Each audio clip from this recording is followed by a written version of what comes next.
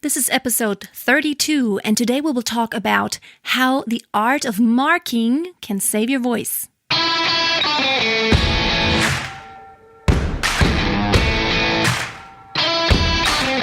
Welcome to Freya Singing Tips, the podcast. My name is Freya Casey, professional singer and vocal coach.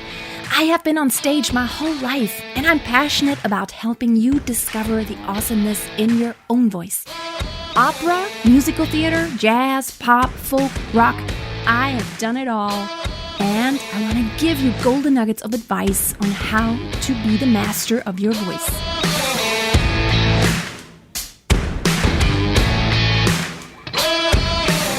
I have been to many rehearsals, and sometimes those rehearsals were all day long. I mean, sometimes 8 hours, 9 hours, 10 hours long, and especially right before a show, there is just so much work to do. You never seem to be able to do it where everybody is satisfied, the director and the stage director, and everybody's satisfied.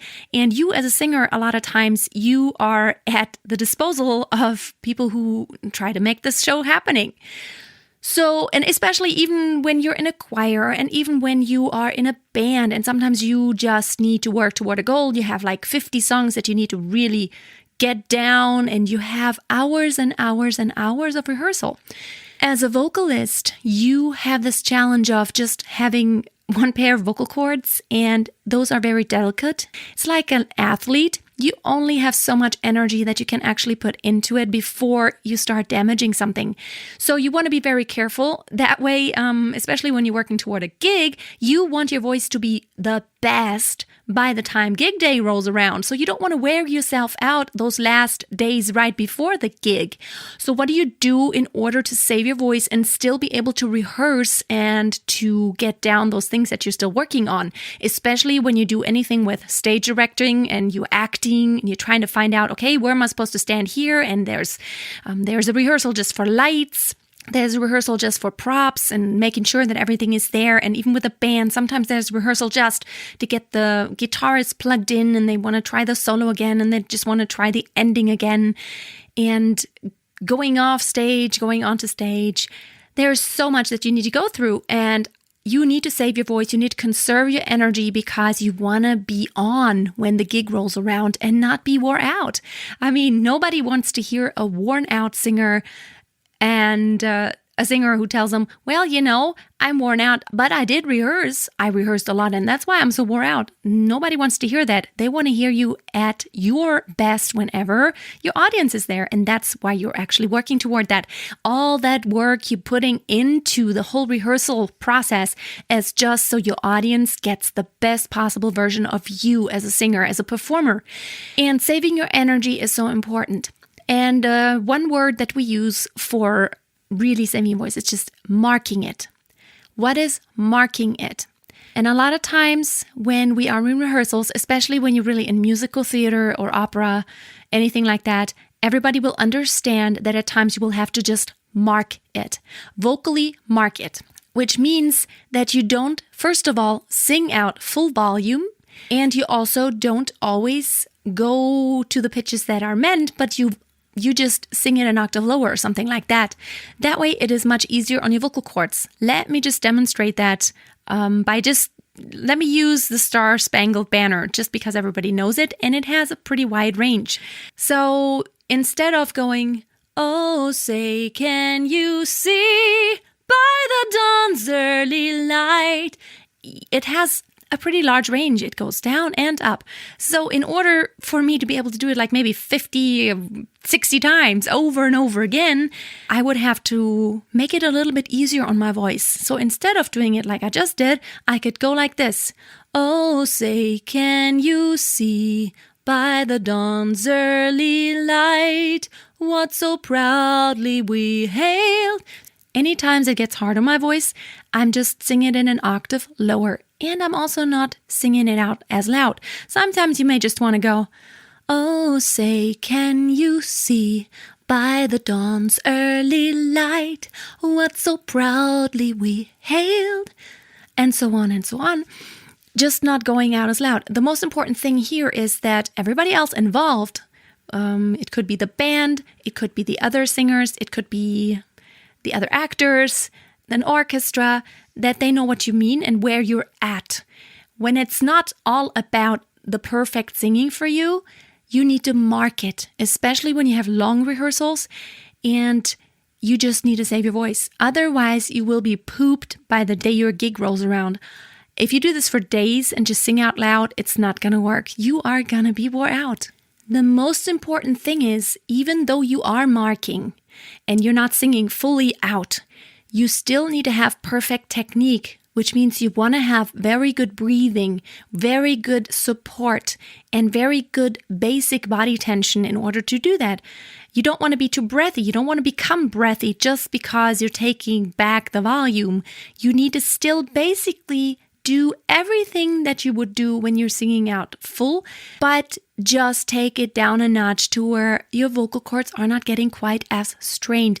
And it is an art form, because to really not have to think about it, about the, singing at an octave and jumping back and forth between the octaves, it is hard and it is very learnable, and it is a skill that if you know how to do it, it's gonna save your voice so much. Also knowing when is the point where it gets too much. Sometimes you want to sing out as much as you can, but then comes the point when the rehearsal goes on and it takes a lot longer than you had anticipated. You will have to tell someone, well, guys, I'm just letting you know right now, I'm marking it. This is not how I'm going to sing it. This is not the final version of it. This is not how I will sing it. Comes, when I sing it seriously. But right now, I'm feeling some strain coming on my vocal cords. And so that way, in order to save them a little bit, so that next time I'm really on, I'm going to mark it. You got to tell everybody. Otherwise, they're going to think, why is he or she singing this way right now? Can't you sing right? So let everybody know you are marking. And probably every stage director has a lot of understanding for that. And your band members may too. You may also, if you're in a band and you're the lead singer of a band, you may want to tell them, guys, I have to mark it now. Can you just turn me up? Just turn me up or turn, everybody else down, just because I need to save it right now. Otherwise, I'm going to be hoarse and I want to be my best. Also, another thing that's really, really important, I wanted to say that's not about marking, but it kind of has to do with it, is whenever you are in a rehearsal, sometimes the other musicians tend to be very loud. It seems to be a battle sometimes. Although among professionals, I haven't really experienced it as much as among amateurs. It seems like everybody wants to be heard. All the musicians wants to be heard. The guitarist wants to be heard. The drummer wants to be heard. Of course, he will be the one heard all the time. And the keyboardist wants to be heard. It seems to be like a battle sometimes. Everybody wants to be heard and plays like crazy and louder, and they turn themselves up, and you as a singer just drown. It's so important whenever you are in a rehearsal to stand up for yourself and for your voice. And always remember the fact that your most beautiful color of voice is usually not achieved by singing 100% volume. You don't want to be at the limit where you just have to give it all 100% of the time. It's not good for your voice, and also it's not the most beautiful voice color. So a lot of instrumentalists who don't sing themselves, they don't understand that. So what they always will kind of tell you is like, well, can't you sing louder? Just sing louder. And they make you believe that it's a sign of weakness when you don't have a louder voice. Don't let anybody tell you that. Just know, or explain to them even, that the best voice color is not achieved by singing the loudest, but to really find an ease in there. It's like when I sing the Rose. Whenever I sing it for a wedding in church, technically I would not need a mic because everybody's very quiet and everybody just listens, and I'm the only thing happening at that time. I'm accompanying myself with a piano and my voice really carries.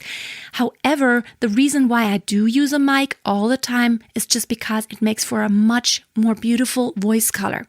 I could project and fill the church with a sound, but it wouldn't sound the same. Now, listen to the difference. If I just really have no mic and I try to project to fill the room so everybody can actually hear me, it would be like, some say love, it is a river that drowns the tender reed. Now, that voice color doesn't really suit that song because you're singing about a tender reed and love. and something very intimate. You don't want to have that voice color. Although I could sing loud, I don't actually want to sing loud here. I want to go, some say love, it is a river that drowns the tender reed. I want to be soft. See, that's the difference. The beautiful voice color doesn't always happen when you're the loudest. And you have to explain that sometimes. Guys, save your voice. Make sure you stand up for yourself. Don't be embarrassed to tell the other musicians or the director, I need to save my voice. I'm at the limit and I need to start marking. It will save your voice, and you want your voice to work on 100% capability for the rest of your life as long as you can.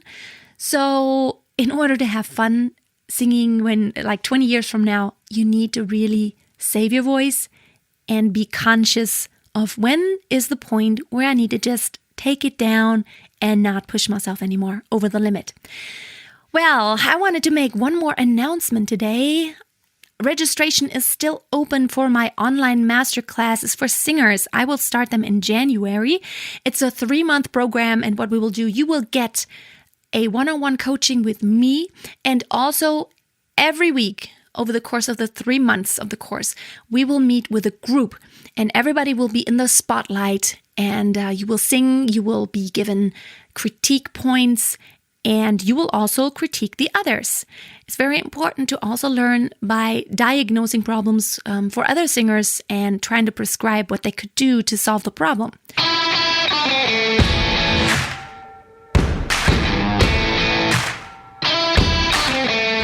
So head over to my website, freyasingingtips.com, and click on the Work With Me tab, and there's more information on there. You can also work with me just on a one-time one-on-one session. There's also information about that there. And of course, you can watch my YouTube videos. I do 3 videos every week. On Tuesdays, I do the How to Sing That Song, where I go into depth into a specific song and explain the principles that apply there on how you could sing it in your own way.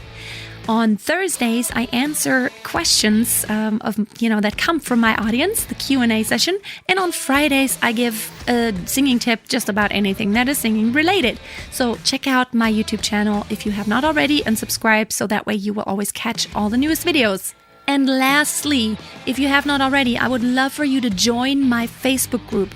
It's called Master Your Voice with Freya. It's a private group, and what is posted in there stays in there. It's a private zone, and I'm active in there, and we share. It's a great community, and I would love to see you there. You can also email me if you have any questions at podcast@freyasingingtips.com. Always with a hyphen, freyas-singing-tips.com. I would love to hear from you, and of course, I would be the happiest person on the planet if you could take your time and leave a review for my podcast show on iTunes. It would mean so terribly much to me, because I want others to see the show and to know that it's there, and other singers to be helped by the show. Thanks, guys. Until next week, don't forget, always keep a song in your heart and always keep on singing. Bye.